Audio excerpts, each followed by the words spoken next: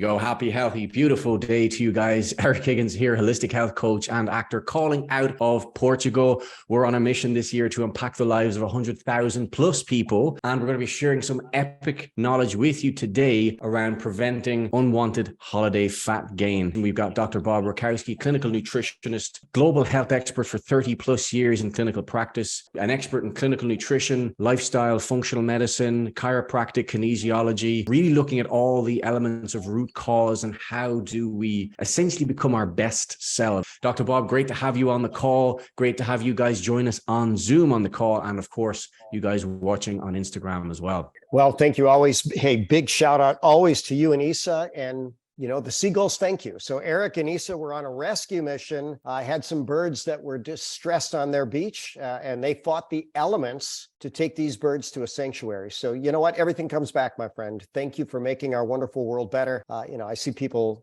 on screen love that. I do too. Some say how you do anything is how you do everything. Well, certainly when you start treating an innocent animal that really can't help themselves well, it's a good testimony to your character. So thank you for that, my friend. Thank you, Dr. Bob. Yeah, it's, they're a beautiful bird and, it's easy to not go out of your way to help other creatures or other people. But I think for us anyway, it certainly makes us feel good about ourselves and making a difference, because we could have easily just let them go and die on the beach and drown or if the tide came in. But you know what? They're beautiful creatures. And I think if we can extend a hand and just help more people and more creatures, I think it's going to come back to us. That's what we feel anyway. That energy is cyclical. Apart from the poor gaivotas who are now in recovery, gaivota, of course, is the Portuguese word for seagull, or Steven Seagull, as we wanted to call one of our recent found friends. But we're talking about fat gain. This is something that really shifts us towards all kinds of problems with our health, whether it's decreased insulin sensitivity, heart conditions of any kind, increasing the likelihood of heart attack or stroke.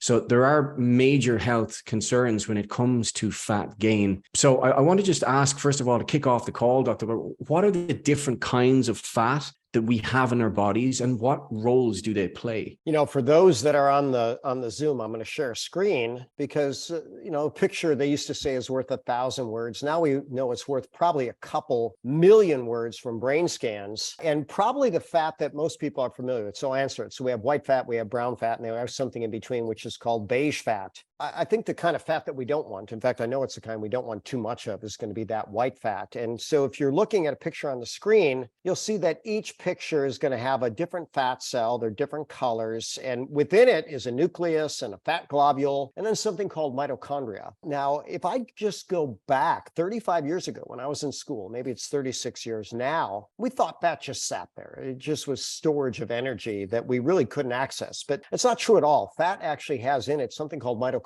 So it can generate energy, and all cells need energy to live. But white fat has very few mitochondria, whereas brown fat has a lot. Interestingly enough, brown fat you can burn for energy, but what you usually burn it for is heat. And that, by the way, will give us some of the strategies. And a spoiler alert, cold plunge is proven to increase brown fat and make you more resilient against cold and pick up your metabolic rate and help you to lose weight more effectively. But the three types, we got white fat, we got brown fat, we got beige fat, which is in between. And reality is we certainly don't want excess of any, but excess of white is what's associated with many of the all ill health effects. And reality is I'm not aware of any adult that has an excess of brown fat. Interestingly enough, when babies start life, they have a lot more brown fat. And why? Because they don't move around much and they need to stay warm within and of themselves. Now, mom's hugs and dad's hugs and family's hugs are helpful with that, but they have a more efficient heating mechanism than adults do. Awesome. Thank you for clarifying that. And the visual aid is really, really helpful as well. So thank you for bringing that up. With regards to the visceral fat, the fat that's stored closer to the organs, this is the big one that people really need to be mindful of, that because you can have those, what would be known as skinny fat people, where they would appear slim and, not necessarily healthy, but slim, but all of a sudden present in the A&E with a heart attack or a stroke and have pretty high levels of visceral fat. Could you just explain, where is visceral fat stored predominantly, and is it of this white fat variety? It is. And so it's going to be stored around the organs, or the viscera. That's another term for it. They've come up with different ways of measuring it. And I somewhat want to dispute that. They do something called a DEXA scan, then they take some measurements and they try to extrapolate from measurements. Hey, how many pounds do you have? They have a number that they like, and really 1 pound or less, or 1 unit or less. But if you've got a guy that's, let's say, 6'8", and you might measure his visceral area, I promise you it's a lot more than a 5'0" female, but yet they use the same basic DEXA measurements to try to determine where they're at. So I'm going to note that the pound weight is right, even though the units might be right. But now, with that said, I have heard visceral fat described as angry fat. So for whatever reason, it's a lot more pro-inflammatory. And as inflammation ramps up, it does a lot of things. It's going to deprive the body of nitric oxide. It puts the body in a stress response. It starts a cascade where the body, instead of recovering from injury or illness, seems to perpetuate it. And chronic inflammatory process is associated with a lot of different challenges. So when you start looking at that visceral fat, could someone have relatively lean torso and external torso and arms and legs and have a high amount of visceral fat? They're finding that people do. And that's very, very, very, very dangerous. And so you're better off being let's say, an overly muscular fat person than a thin fat person, because muscle has a lot of benefits. Fat, especially visceral fat, a lot of negativity to it. Awesome. Thank you for clarifying that. And just when you mentioned, you triggered something in my mind, was the mitochondria, the role that it plays in human energy, and the almost choking effect. When you had a diagram before of, I think it was a snake, in regards to the choking effect of what it does for nitric oxide and for energy production of the mitochondria. Could you just touch on what exactly is going on with the fat and our energy system for going out and being, productive? Sure. So first and foremost, when the body has too much fat and it actually has an inflammatory process, the body attempts to buffer that. And it has a very powerful natural anti-inflammatory, which is a hormone called cortisol. Now, most of us have too much of that anyways, but when we start getting too much cortisol, we shut down thyroid function, we actually break down lean tissue, we oppose the action of insulin, and all those things lead to less ideal body composition. Where I showed the picture of the python swallowing the sheep, the caption above it I use is inflammation devours nitric oxide. So there's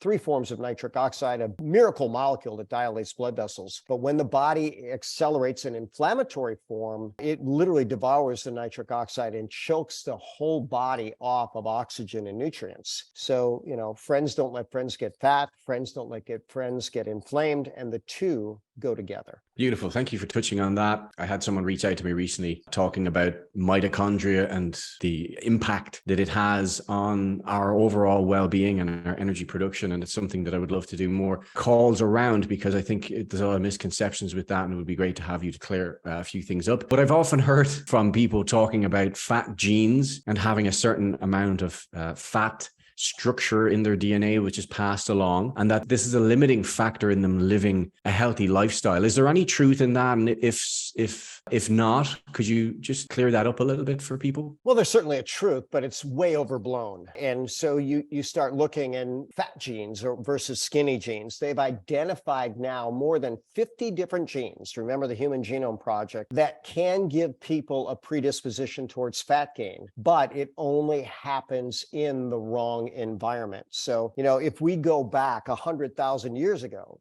people weren't fat, and then we start maybe getting into the Middle Ages, and it was a sign of affluence to be able to eat and overeat. And so some people did, but for different reasons, they didn't live as long. But as a general rule, if your genes have survived since the beginning of humanity, 100,000 years, you've got absolutely fantastic genes. And if you put them in the right environment, the similar environment with a similar diet, exercise, stress management that your ancestors have, you'll likely have an amazing and even warrior type body. But in the modern environment, You might have actually said this on a Zoom we were doing the other day, and maybe Bruce Lipton said it first.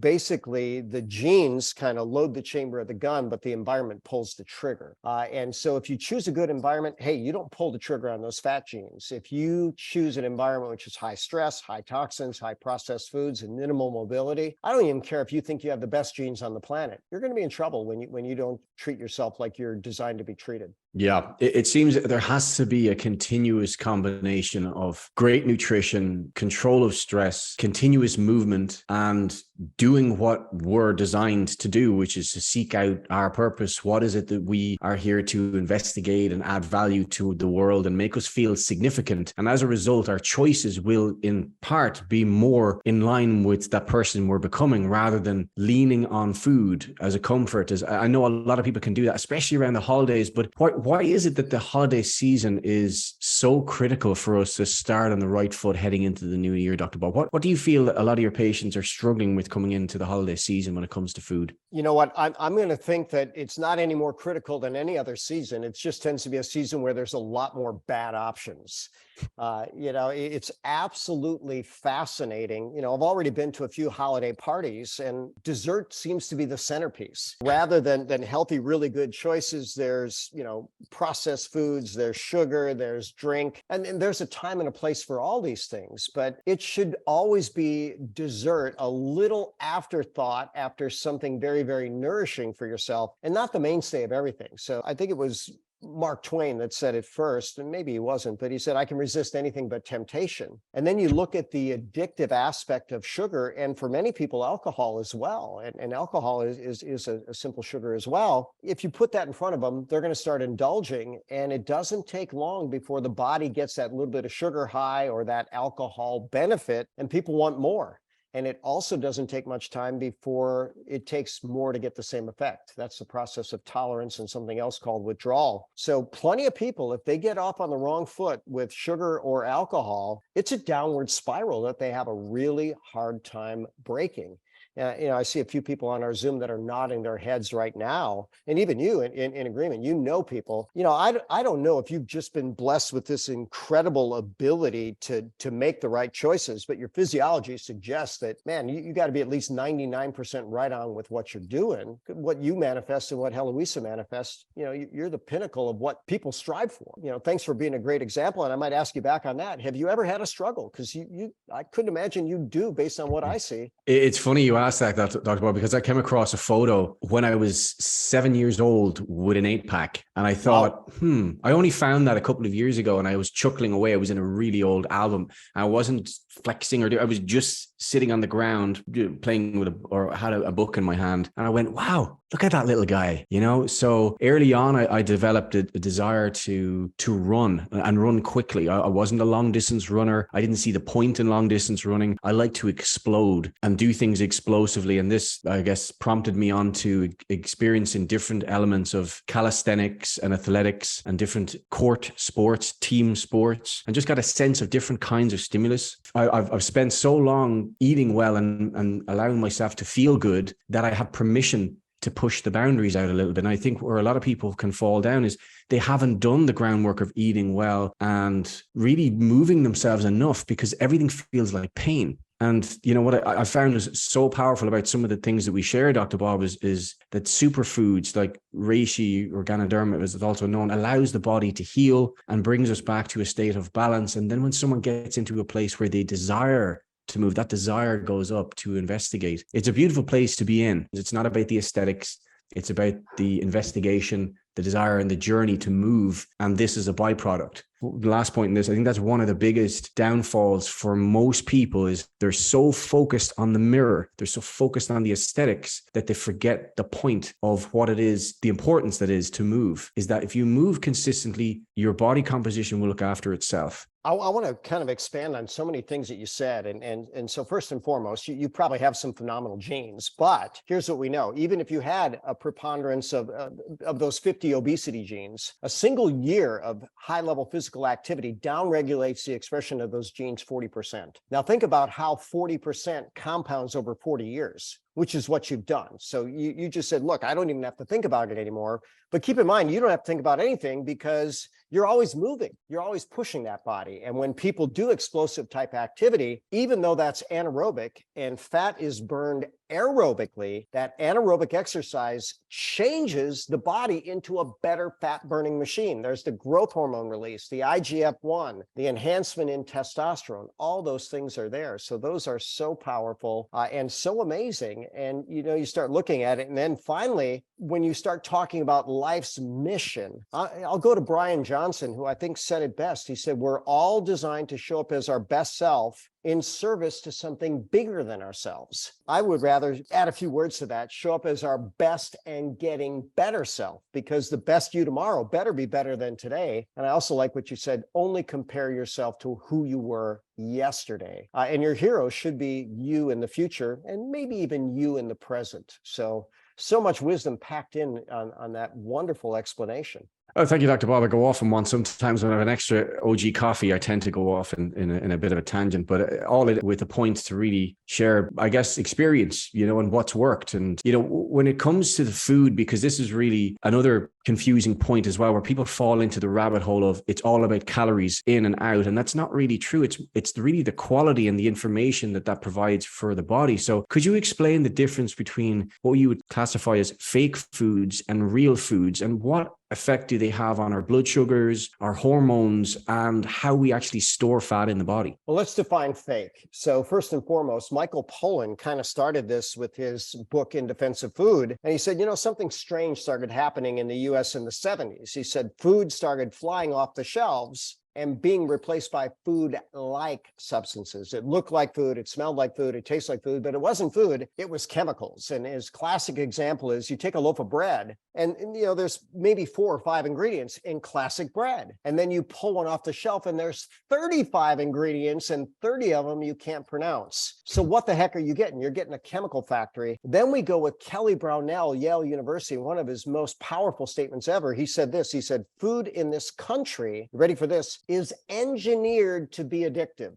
Now, I want you to think about that. If you create a product that people become addicted to, and it's a legal addiction, well, wouldn't they just be coming back for more and more and more? And then you've really, really got them. And they do that through this crazy dopamine pathway, a whole different concept altogether. But the fake foods have a lot of bad, not a lot of good, and they push the body also in somewhat of an uncontrollable direction, which becomes a feed-forward process. If you get addicted to something, you keep going back and back and back again to your detriment. And how many people do that with processed food and with fast food? And the answer is just way too many. Yeah. And even when I go shopping as well, it's an exercise in meditation because of the stuff that people put in their baskets. And I don't want to be judgmental, but at the same time, I feel almost like tapping the person on the shoulder in a nice way and saying, could I give you some constructive feedback on what you've got in your trolley? I always fail to have the bravery to do that because I find I was going to say, God bless you for that, but you know what, Eric,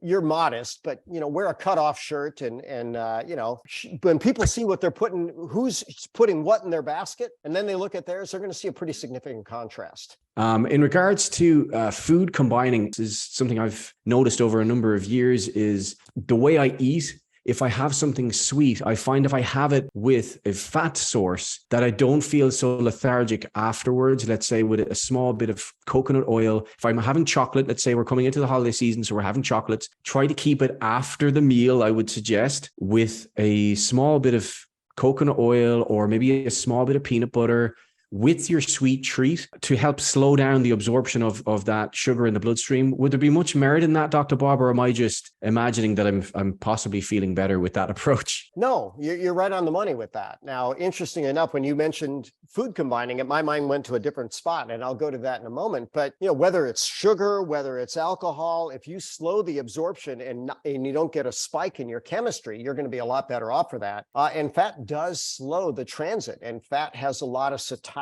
potential. So especially high quality fat. Now, trans fats, just the opposite. Trans fats disrupt your chemistry, your physiology, your structure. And even, Walter Willett from Harvard years ago said, trans fats kill 30,000 people a year just in and of themselves. And it's fun when my kids were growing up, no French fries, nothing like that. And, they all knew by age 6, French fries would kill 30,000 people a year. I could ask any of my kids, "Hey, why don't we eat French fries?" "Well, Dad, French fries kill 30,000 people a year." Good. I'm glad you got that, right? And then, if you were to know my kids, education matters. So when you started talking about putting money into education, I don't know that between my 3 kids, they have an extra pound of fat on them, nor do I know that they ever have. They learned good habits. And one of my great mentors said years ago, health can be addictive. It's not as addictive as these sick behaviors, but plenty of people, they start feeling really good and looking good and acting good. Well, that ought to be addictive in and of itself. But certainly slowing absorption makes a significant difference. And there's a couple of classic studies. I'll share one. They gave people, I think it was 300 grams of glucose over a course of a day, which is quite a bit. And if they gave them in 3 different drinks with 100 grams a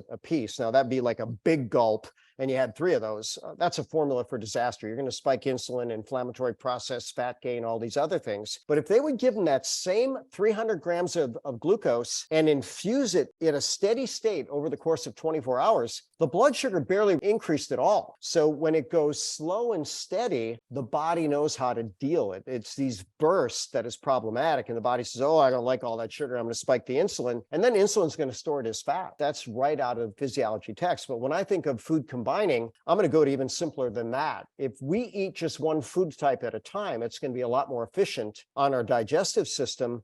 And there have been many health experts that have talked about food combining where they say, you know what, fruit digests really, really fast. Eat it alone always. When you start eating starches, they'd have a very different digestive process than proteins. So don't mix starches and proteins. But vegetables are very, very versatile. You can eat vegetable with starches. You can eat vegetable with protein. Fruit always alone. And that's the very basics of food combining. And one of my great early mentors, Dr. George Goodhart, he was the first doctor to work with the U.S. Olympic team. He was a chiropractor, kinesiologist, nutritionist, followed a lot of his great stuff for the entire time he was around. And at 95, he was still in clinical practice and playing tennis 3-4 hours a week and very healthy. And then when he died, it was just his time. And, if we can use the term, God took him home, God took him home, and probably didn't have many bad days on the way out. But he said this, he said, "You know what? I will be able to look at you 10 years from now and be able to determine if you're combining your foods properly." It'll make that big a difference. And I'll share another story.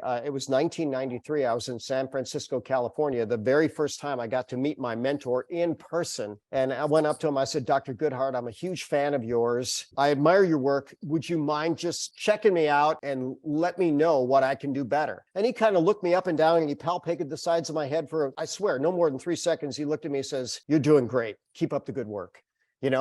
But if you know what you're looking for, do you need any more than that? And in his case, no. He was looking at different reflex points on something called the temporal sphenoidal line. And then he also could tell my body composition and, general everything else, and even my posture. And I liked his answer. "You're doing great. Keep up the good work." Almost 3 decades later, if he were still alive, I hope he'd say the same thing. Congratulations. Keep going. I'm fairly sure he would grab hold of you, Dr. Bob, and congratulate you for all the work you've done as well to help educate other people in being their best selves. So, you know what? It's great when you get education like that and inspiration, and you pass that along and you take the baton, and you are the example. People should really value that. Really, really do. And you can really see, I think, with people that tend to have a greater handle on their health, that they do have that level of vitality. Their skin is better. Even the way they keep eye contact with you is different. It's really, really different. People are being very present and aware of themselves, how they breathe.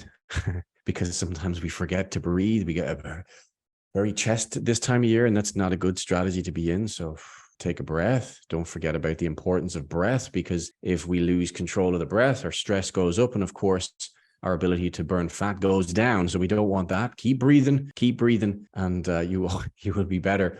But thank you for clarifying about the food combination. So let's say, just to simplify this even more for people who don't understand some of the terms used, if let's say I'm having my Christmas my Christmas feast. So we have our protein, like our turkey or chicken or whatever your kind of ham, whatever it is you have as a meat. You have your vegetables and you have your, let's say, potato. In Ireland, let's say potatoes are a staple. I mean, if you're going to have an Irish Christmas dinner if you're not having potatoes. So if I was positioning this on my plate, I would be better off to go with the vegetables and the potatoes and then the protein. Or what do you think would be the most? Yeah, exactly right. Now, oddly enough, that what George Goodhart would tell you, oddly enough, a well-baked potato seems to break the rules of starches. So that steak and potato does actually go together, even though that violates the general guideline. But you have the right concept. If you're going to have a nice protein, do the vegetables and protein. Or if you're going to want a starch in there as well, starch and vegetable, then give yourself some recovery time and have that protein, or maybe eat the protein first. And there's so many different ways that protein is very, very good for fat burning. It is known to enhance satiety a whole lot better. And it's what's known as thermogenic. So you will literally raise your metabolic rate for up to 12 hours after a protein meal. And, one of my favorite mentors, and I think he was one of yours as well, Charles Poliquin, he would tell a funny story, but it made a great point. He says, imagine that you're trapped on a desert island and all you have to eat is carbohydrate. Well, what happens a year later when the boat shows up? Well, they find your corpse or your skeleton because you can't live exclusively on carbohydrate. And then he says, well, what if you were on an island where there was just protein? What would happen to you? Well, keep in mind that protein and fat are packaged together in nature. They go together. There's no way to separate them, even with lean cuts. And he says you'd find out that the person would be lean, they'd be strong, their blood pressure issues would have resolved, their diabetes would have gone away, probably their hair and fingernails are looking better, everything. And why don't we do that with people? Why don't we put them on a protein island, for a period of time until they bounce back? And hopefully they fall in love with that better state and do whatever it takes to keep it without going through such extreme circumstances. You'd probably find them building a boat as well to get out of there, Sure. Having that clarity of mind. And the strength to paddle it. Yeah. Yeah, absolutely. I'm thinking of Tom Hanks in Castaway there, Wilson. But I digress.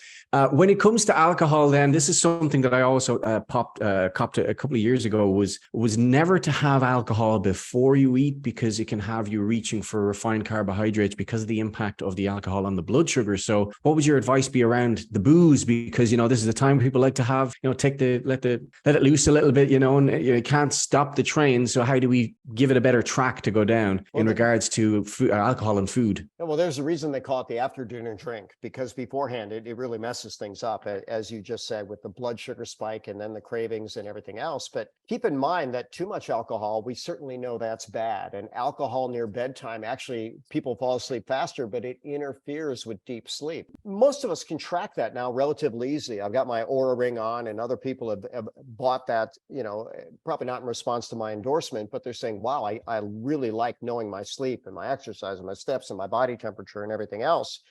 But if you have a way of tracking it, you might just do a little experiment. Have a drink at bedtime, then look at your sleep score versus nights that you don't. If you're like the vast majority of people they've studied, you're going to have a problem with that. So alcohol has a benefit. And here's what we know. People that drink a little. Now, for women, that's 1 drink a day, unless they have a breast cancer risk. Alcohol and breast cancer don't go together. So believe it or not, women that have breast cancer risk, 1 drink every 10 days. That's the amount that is considered acceptable for them with a longevity benefit. And men, it's up to 2 drinks a day. But guess what? Prostate cancer risk, similar thing. It's a cousin of breast cancer. They are going to need less quantities there. But fascinatingly enough, people that drink a little, when they can control it, all the better. The people that shouldn't drink, those that have predisposition towards addiction, where alcohol might compromise their ability to perform in whatever they're doing for maybe different types of religious reasons if they shouldn't drink. But a little bit of alcohol can go a long way to goodness. In regards to just an overall strategy or top strategy for you for, controlling the waistline, controlling the blood sugars, and really minimizing fat gain over the holidays, if you had like your top 5, 6, 7, because I know you like 7, the magnificent 7, top strategies then for people to really, minimize that fat gain over the holidays, what would you really focus on? Well, probably the first is focus itself. Make a decision. Come to realize that there's no such thing as a free lunch. I remember sharing that to a patient one time and said, oh, wow, I really like one. Well, no, you pay a price for every decision that you make. And then ultimately, if you're connected with your body and you realize, okay, when I make these choices, I'm not doing very well at all. And plenty of people, have sent messages, look, I don't want to gain the weight this year. What do I do? Well, then where do these choices apply? We can go to the Magnificent Seven: eat right, drink right, think right, move right, sleep right, poop right, talk right every day. We've talked about the good food choices throughout this. We talked about appropriate food combining, and you brilliantly brought in a little different wrinkle on that. If you're going to have something sweet, buffer it with some fat such that you don't spike your blood sugar. That's going to be very, very important. When it comes to drink right, understand that liquid calories hit the body a lot harder than hard calories because they are absorbed faster and they spike. So you want to minimize liquid calories. And maybe we'll talk about a moderate exception to that soon. When you have the right reishi infused liquid calories, there's the buffer built in right there. Think right, we already mentioned that. Make a decision beforehand, but it goes deeper than that. I really like how you mentioned, listen, pay attention to your breathing. When you breathe deeper and you get that wonderful diaphragmatic excursion and you oxygenate the tissue, suddenly you're going to be more energy efficient and you're not going to have those quick fixes for energy. And you need oxygen to burn fat. Move right, whatever you enjoy enough to do consistently. You are blessed to have that type of explosive physiology. And we know that explosive athletes have the easiest time staying lean. But there's a downside to that too, right? If you needed to run a marathon, good luck with that. You might beat yourself up like David Goggins in that circumstance. I still haven't figured out what he's made of, but he had to fracture both his tibias to get through his first major endurance race. We probably don't want that, right? Sleep right is critical. What a lot of people don't realize is there's so much restoration to the brain and the body and the metabolism during good sleep. And I'll go again to Anders Ericsson in his book, Peak, the best of the best, sleep 8.6 hours a night. Poop right, well, obviously you need bowel elimination, but understand we're talking about detoxify, but the number one rule of detoxification is don't put the toxins in. So stay away from those processed foods, stay away from that excess alcohol, stay away from toxic news. That's probably one of the most important detoxes that people can have. And then talk right. Every cell is in communication with every other cell at every other moment in time. So why not pay attention to that? And you know what? Have good conversations with yourself and those around you, and life gets better. Beautiful summary on that. I'd just love to transition to our superfood of I would say the millennia, but that's not long enough because it's been around for thousands of years and allowing people to live their best life. And now we have it so conveniently in a way that people love and enjoy every day. And as a result of that delivery system, we've partnered and actually are growing this, full disclosure, as a global franchise and helping people with their health through their habits with the world's top superfood in coffee and tea. But could you just mention, because we could be here for hours and you could talking about the benefits, the published benefits on reishi, but I would love to focus on its fat loss benefits. How does reishi help to increase fat loss in our bodies naturally with no direct effects or side effects, whichever way you like to position the question? Sure. Well, we could start with hormones because a lot of people are interested in hormones and they think about their thyroid. And there's a lot of different things that cause thyroid dysfunction in the medical literature. It's the most environmentally sensitive organ. It's most likely to have autoimmunity in adults. But very, very simply, all of the things that set up thyroid dysfunction, reishi by multiple mechanisms helps with that. Second thing we might start talking about insulin is because it's a very simple fact. You cannot store fat without insulin. So there's a half a dozen proven insulin benefits that make it anti-diabetic, even preventive for type 1 diabetes. There's lab studies where they can induce diabetes by using a horrible pancreatic toxin, but yet when they give them Ganoderma, they don't destroy the pancreas and they don't develop type 1 diabetes. And in terms of type 2 diabetes, it works by the exact same mechanism as the top drug metformin. And when you ease the burden on insulin, you're going to get the body to store less fat overall. If we look at all chemical signals throughout the body, they're all acid alkaline dependent, pH dependent. And everything that we do that makes energy in our body actually makes acid. So reishi or Ganoderma is the most alkaline food on the planet that they've tested so far. And here's what I tell people: 10,000 edible plants. Maybe someday they find one, but to date they haven't. So most alkaline food and king of herbs, it's going to enhance the messenger efficiency no matter what that message is. We talked about the power of deep sleep. People that consume reishi fall asleep faster, sleep deeper, longer, and wake up more refreshed. So that's another one there. We also mentioned the downside of the inflammatory process and then the upregulation of stress hormones, which put the body in a circumstance where it can break down lean tissue and increase fat tissue, but just the opposite happens. It's going to actually lower the amount of cortisol in the blood. It buffers even the acute stress hormones at the levels of the adrenals themselves, and is anti-inflammatory by more than a dozen mechanisms. So like you said, we could talk about this for hours, and by the way, at times that we have, but here's the simple fact: it is the king of herbs. It's great for body composition and for blood sugar regulation and for overall wellness and for immunity. And we put it in coffee and tea so people don't even need to think twice about it. It's always there for them whenever they partake in their favorite habit. There we go. I just love to pump the brakes on that for 1 minute and just let that, pardon the pun, digest. All of that in the convenience of your daily coffee and tea without having to think about it, without having to do anything apart from boil your kettle, add the pre-brewed sachet, and pour it away. So I think in all the advancements of our species, convenience when it comes to food has been a nightmare. It really has become inconvenient and led to more illness and disease and problems than anything. But I think this is the biggest convenient intervention for great health that I've ever seen as a coach. And it's the reason why I'm obliged to share this with people, because show me a better way that you can consistently get people to consume something that shifts them into a better state every time they go to have their coffee and tea. It just blew my mind. It continually blows my mind when I hear feedback from people. And one of our new partners, Jess, as well, I don't know if she's watching this live, but no claims. We can't do that. Everyone is different, of course, and I have to be clear on this. But when you hear stories of people who are taking certain medications for their well-being and are no longer feeling the need to take those medications because their brain is functioning better, that to me is the biggest win. It really, really is. So just great to be able to share something that really is the real deal, and you've worked with Evander Holyfield, and the real deal is not a phrase you can throw around lightly, right? Absolutely. And so very, very fascinating. Evander, way back when, we used reishi with him. Evan Holyfield, more recently, we used reishi with him, which, by the way, we have with all of our elites. Because there's just nothing that creates those types of changes in a safe and effective way. I still recall working with Yao Ming and meeting with the Rockets, and we made such a difference so fast in him. They looked at me, they said, by the way, if our guy flunks a drug test, it's on you. And I said, wait a minute, if he flunks a drug, because they couldn't imagine that he could have gotten that much better without performance enhancing drugs. Very, very simple. I said, look, if he flunks a drug test, it's not on anything that I gave him.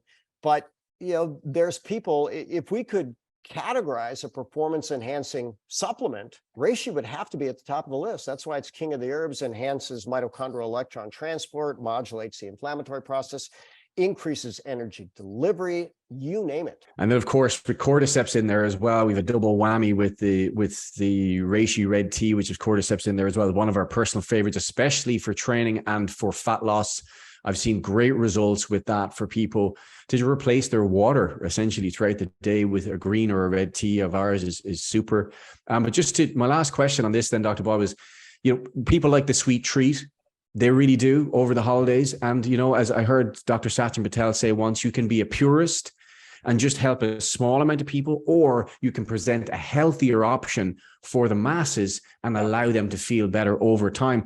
And Organo, our partners, have an epic line of sweetened reishi-infused beverages that don't skyrocket your sugar levels like traditional brands you would be paying double the price for in a lot of these coffee shops around the globe. Could you just speak to some of the sweetened beverages that Organo have, and what is the impact of having extra reishi for helping to balance the blood sugars? Well, I'm going to give a big shout out to Sachin Patel. And if you don't know who he is, he's a practice management guru, a sage of wisdom. And I showed up to talk about functional medicine in a cup at one of his practice management seminars. And he put me on the spot. He says, well, Dr. Bob, you know what? I'm a data guy, as people are here, as you are as well. So let's do a little experiment. I need a volunteer from this audience to take a mocha, one of Organo's sweet treats, and we are going to put a continuous blood glucose monitor on this person as they drink the mocha. Now, keep in mind, I think it was a 38-year-old healthy male. So, it wasn't John Q. Public who comes in with a beer belly and stress out of his mind. But nonetheless, he drank that mocha, and guess what? His blood sugar over the course of 2 hours did not go up a single point. And when he shared that data with the audience, we had an Organo sample table in back. And like me, most of the people in that audience hadn't had any processed sugar in years or possibly decades. It wasn't even 5 minutes where every mocha sample was gone, because even these purists want an occasional treat. And when they realized you put health in the habit and buffer it and make it something that, instead of spiking sugar, causing diabetes and fat gain, people are going to regulate their sugar ideally and get the treat they've been missing for so long. So absolutely powerful. And by the way, immediately 17 of those people at the highest level said, I want to be business partners with you guys. So, it's hard to replace facts. I think it was a Supreme Court justice, his name was Monahan. He said, look, everybody's entitled to their own opinion, but they're not entitled to their own facts. And here's a fact. Reishi is phenomenal for blood sugar. It's phenomenal for fat loss. It's phenomenal for overall health. And if the way you get people to it is through a mocha, why not? Why not? Because we have put the benefits right there. Beautiful. And that is cane sugar that's used in the beverages, right? It's not a heavily processed white refined sugar.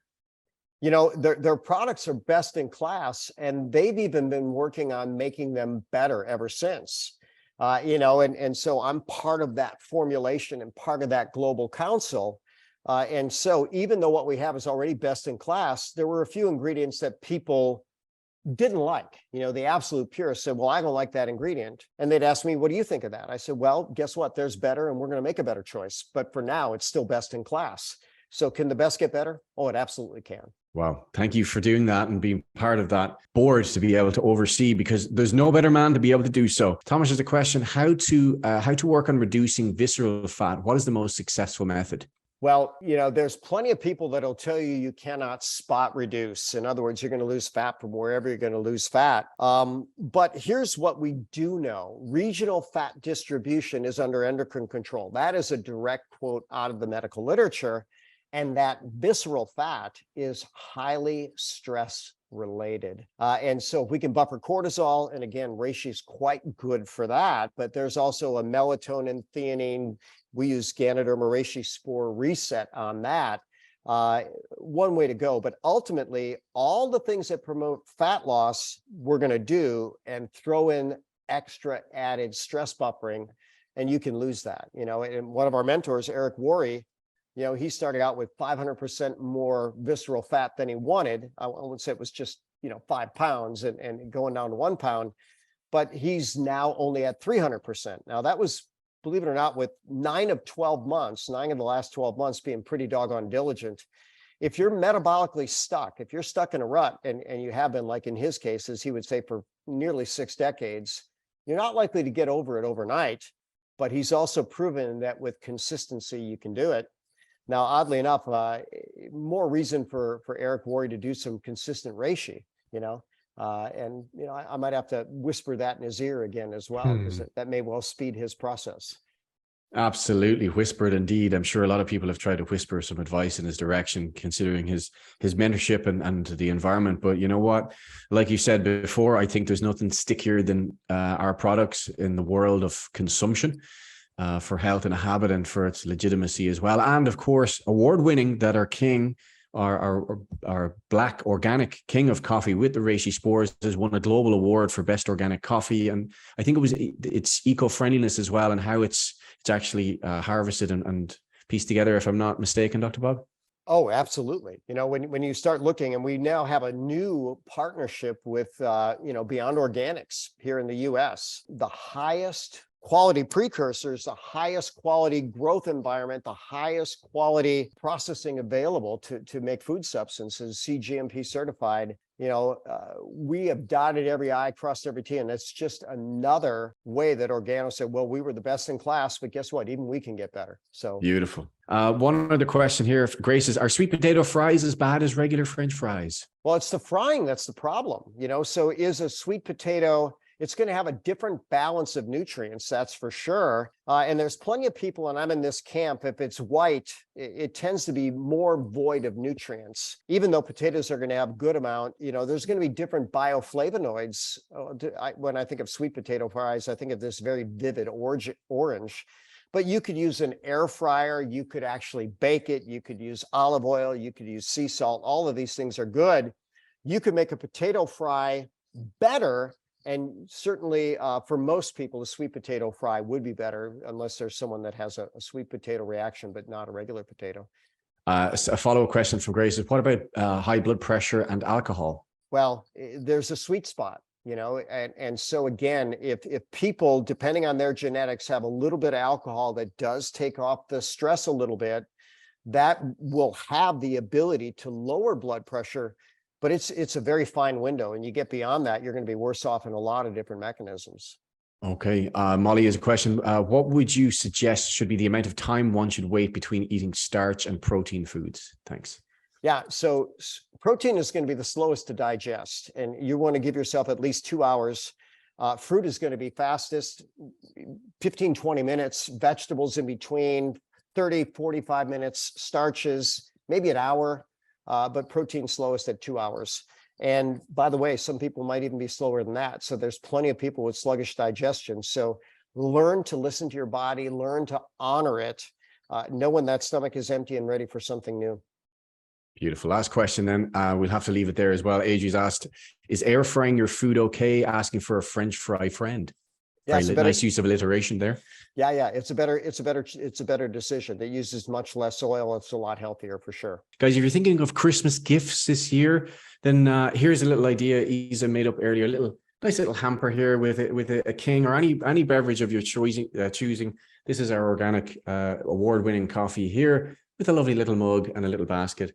It goes a long way. And I know there's a lot of people who are probably looking for stocking fillers and not quite sure what to do. Please reach out to the person who shared this video with you or invited you onto this call, and support their business and support you and your family's health this year by getting the King of Herbs in a delivery system of coffee and tea into them, so you'll have a happier, healthier, and leaner, hopefully, Christmas time. So great to hear you guys, or to see you guys on this call. Dr. Bob, thank you so much for going on those extra few minutes to elaborate on those points. So I'll hand it over to you to wrap up, Dr. Bob. Thank you once again.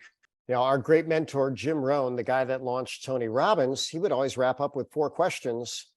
Even though I've done it before, I'll do it again. So here are those 4 questions. So the first question is why? Why'd you take the time to join us today when there's so many other things you could do? Well, the second question is the answer to the first. Why not? Why not connect with a group of people that are committed to making health easier and more delicious than ever by sharing rock solid, proven strategies that have stood the test of time, and in fact, even the test of all the time of all humanity? Third question is, why not you? Someone's going to lead into this holiday season with more proactivity, more awareness, more consciousness, and a solid goal that they want to finish the holidays better than they started. Because let's face it, a better you makes a better world. And the final question is, why not now? The longer you wait to act on information, the least likely you are to act on it. Simple strategy. Get back to whoever shared this Zoom, Instagram Live, Facebook, YouTube, live or replay, wherever it is, and say, you know what, I'm ready for my best year. Let's have some of those reishi infused products because I know the world can get better. Well, let's do it that way. So I'll be ready for a beautiful next week, getting ready for the next beautiful year. So in that part of the world, good night and God bless. In this part of the world, good afternoon and God bless.